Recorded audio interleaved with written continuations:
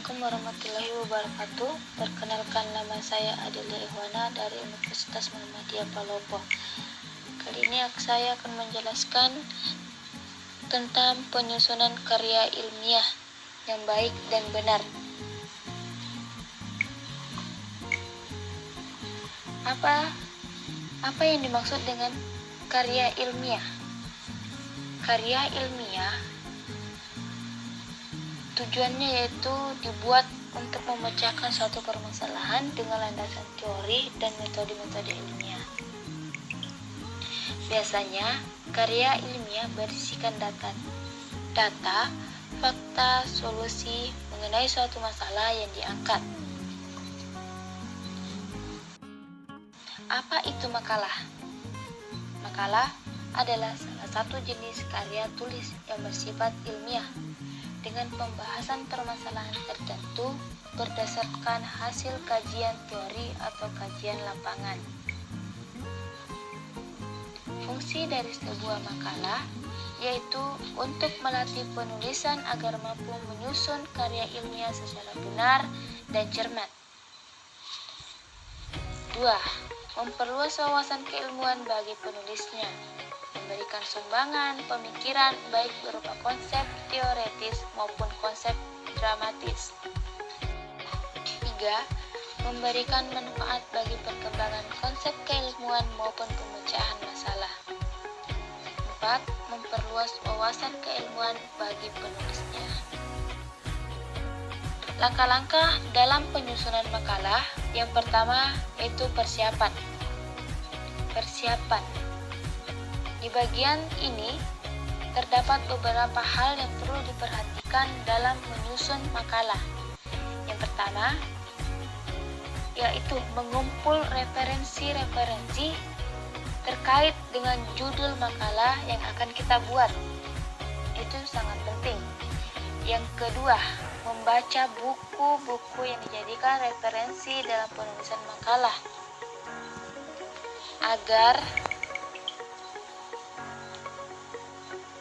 dapat membentuk kerangka berpikir dan memperluas pengetahuan yang berhubungan dengan judul makalah yang akan kita buat. Ketiga, untuk mengembangkan kerangka makalah kita. Kemudian kita masuk di bagian penulisan. Pada tahap ini, kita akan melakukan kegiatan pengembangan kerangka makalah menjadi makalah. Hal ini dapat dilakukan melalui beberapa hal, yaitu 1. Mengkaji berbagai sumber yang didapat terkait dengan judul makalah yang kita buat. Yang kedua, memperhatikan teknik penulisan dalam penyajian makalah kita. Dan yang ketiga, yaitu mengurangi intisari pemahaman penulisan tentang informasi yang dituangkan dalam makalah berdasarkan sumber yang didapat. Setelah di bagian tahap penulisan, kita akan masuk di bagian pemeriksaan hasil tulisan yang telah kita tulis di dalam makalah kita. Di mana pada tahap ini, penulis melakukan pemeriksaan isi makalah terkait dengan ejaan, penggunaan kata, kalimat, tambahkan tanda baca sesuai dengan kaedah bahasa Indonesia yang baik dan benar. Itulah tadi langkah-langkah dalam penyusunan makalah. Sekarang kita masuk di bagian struktur penyusunan makalah. Yang pertama, cover. Cover adalah sampul atau bagian depan yang akan kita jumpai pertama kali, yaitu di mana cover ini berisikan beberapa keterangan yang meliputi yaitu 1. Judul makalah, tujuan pembuatan makalah, logo, nama penulis, nama jurusan, nama fakultas, dan nama universitas dan tahun.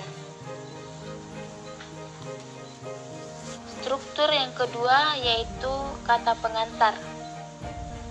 Kata pengantar biasa berisikan tentang salam pembukaan, di mana maknanya salam pembukaan biasanya berhubungan dengan dasar pemikiran. Mengapa kita mengambil judul ini, tema ini, sehingga kita pilihlah judul tersebut.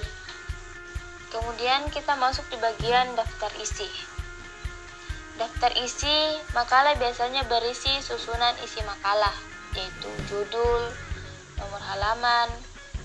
Setiap uraian yang ada di makalah ditulis dan disusun dengan rapi.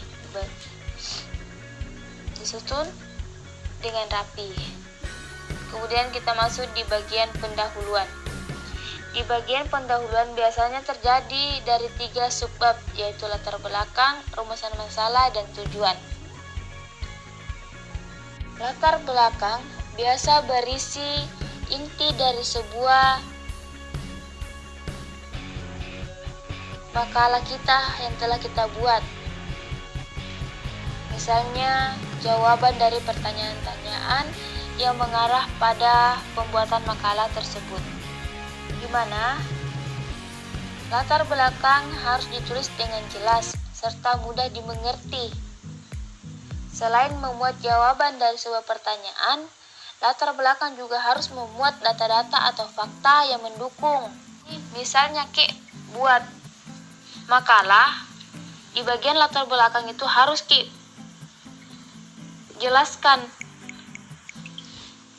secara singkat tentang judul makalah kita.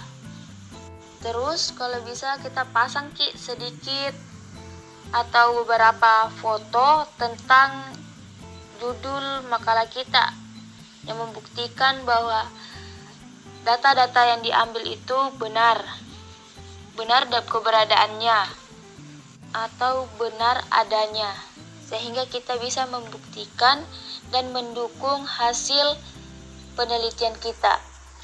Rumusan masalah. Di bagian rumusan masalah, kamu bisa mengisinya dengan beberapa pertanyaan-pertanyaan yang nantinya akan kamu jelaskan di bagian pembahasan. Pertanyaannya tidak perlu terlalu banyak, cukup 2-3 pertanyaan yang jelas dan merupakan hasil pengerucutan dari latar belakang yang telah kita tulis sebelumnya.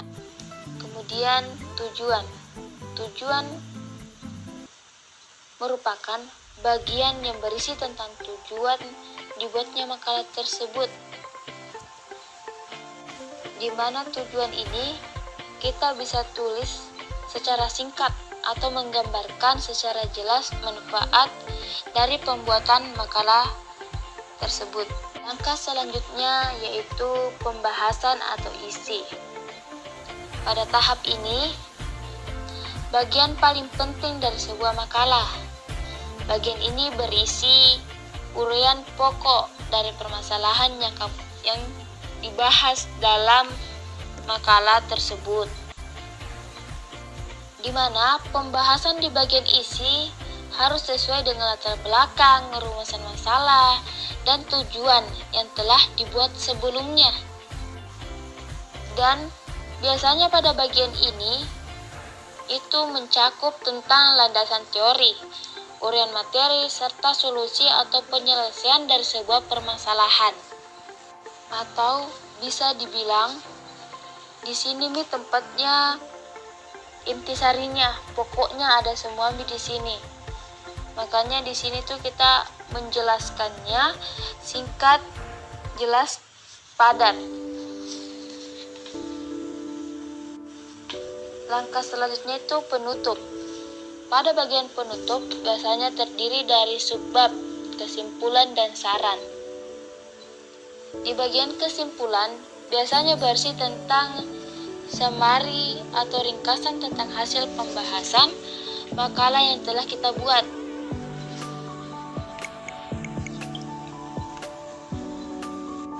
Untuk bisa menganalisis, sebelum kita menulis bagian ini, kita bisa menganalisis poin penting pada bagian-bagian sebelumnya untuk menghasilkan sebuah kesimpulan dari permasalahan yang dibahas pada makalah kita atau makalah yang akan kita bahas, yang sudah kita bahas. Kita tulis kesimpulan-kesimpulan yang penting saja, terus kita rangkum.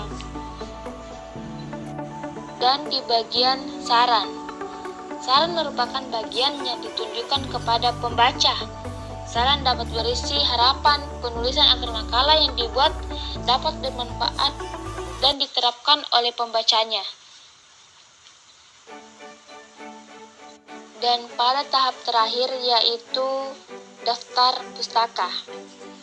Di bagian ini kita perlu mengisi daftar atau sumber-sumber makalah yang kita ambil. Sumbernya tuh dari mana?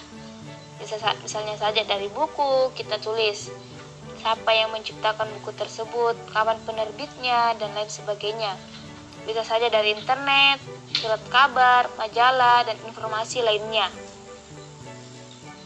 Di mana fungsinya ini untuk menunjukkan kepada si pembaca bahwa sumber-sumber data dan teori dalam makalah ini dapat membangun kepercayaan pembaca terhadap keilmiahan makalah. Sistematika penulisannya secara urut dan lengkap adalah penulisan nama penulis, ditulis tanpa gelar dan dibalik. Judul buku, karya, ditulis dengan huruf kapital di setiap awal kata, kecuali kata depan, dan cetak miring. Tempat terbit, nama penerbit, dan tahun penerbit.